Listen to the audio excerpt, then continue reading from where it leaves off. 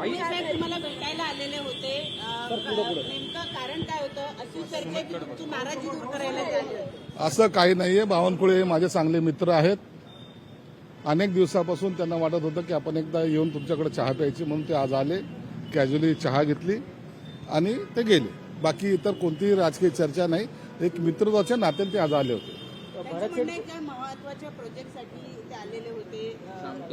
कामठीतल्या dragon पॅलेसच्या विस्ताराच्या संदर्भात तुमची वेळ घेण्यासाठी म्हणून ते आले होते. कारण प्रोटोकॉलनुसार तसं त्यांचं मंत्रालय मोठं आहे. नाही, आम्ही मंत्रालय कुणाचं मोठं छोटं हा विषय आमच्याकडे नव्हता. आम्ही एक मित्र म्हणून भेटलो. त्याच्यामध्ये सुलेखा कुंभारेचा एक त्यांच्या प्रोजेक्टचा विषय होता.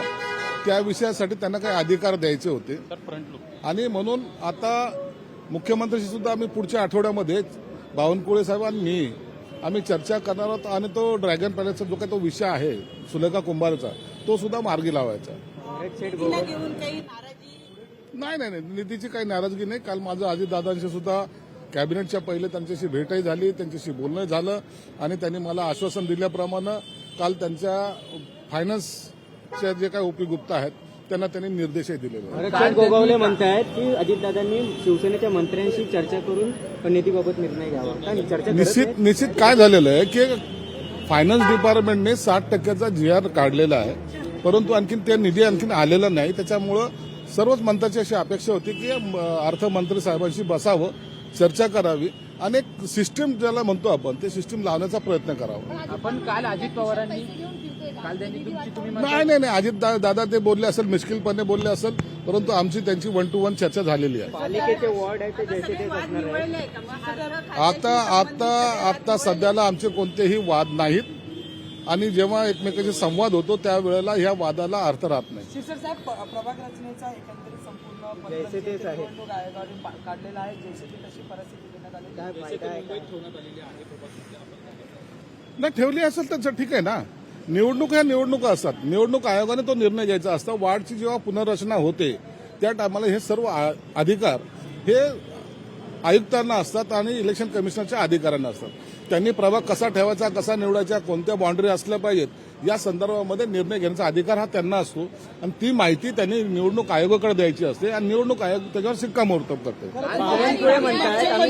मागचे 25 वर्ष शिवसेना इम्तियाज जलील सातत्याने गेले 3-4 दिवस तुमच्यावर आरोप करतात वेगवेगळ्या मुद्द्यांना घेऊन आणि ते वेगवेगळ्या लोकांकडे बैठकांसाठी सुद्धा जातात.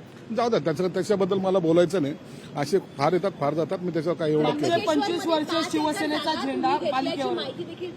अहो, आता त्यांना जाऊ द्या, करू द्या ना. काय करायचं, जे काही लिगल असेल ते पाहिल ना मी. म्हणून त्याच्यावर चर्चा करण्यात काही मला अर्थ नाही, मला इंटरेस्ट पण नाही. असे दलाल मार्केटमध्ये भरपूर फिरत असतात. मागचे 25 वर्ष शिवसेनेचा झेंडा महापालिकेवर आहे, पण यंदा मुंबई महापालिका महायुतीत लढणार की स्वबळावर लढणार यावर आता आणखी कोणतीही चर्चा झालेली नाही. आम्ही महायुती म्हणून लढण्याची आमची सगळ्यांची मानसिकता आहे.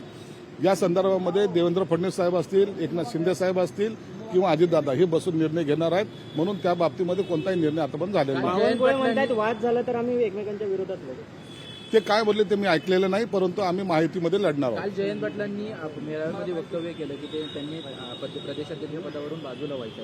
काल तुम्ही जे वक्तव्य केलं काय तुमचं एकंदरीत म्हणणं काय सांगाल? जयंत पाटील अनेक महिन्यापासून किंवा वर्षापासून नाराज आहेत असं एकंदरीत दिसतंय.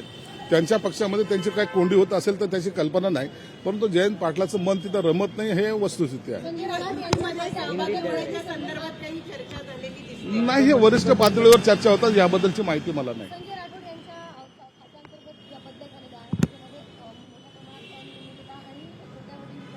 नाही, या संदर्भात मला माहिती नाही त्यांच्या खात्यात काय झालं ते.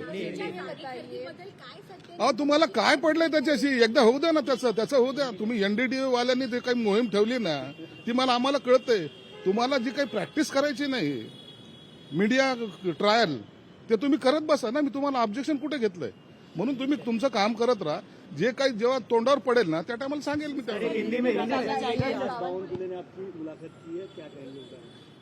बावनकुळे साहब ये मेरे दोस्त है, हमारा बहुत सालों से संबंध है. आज वो मेरे पास आए थे चाय पीने के लिए. उसके सिवाय कोई भी हमारा पॉलिटिकली बात नहीं हुई.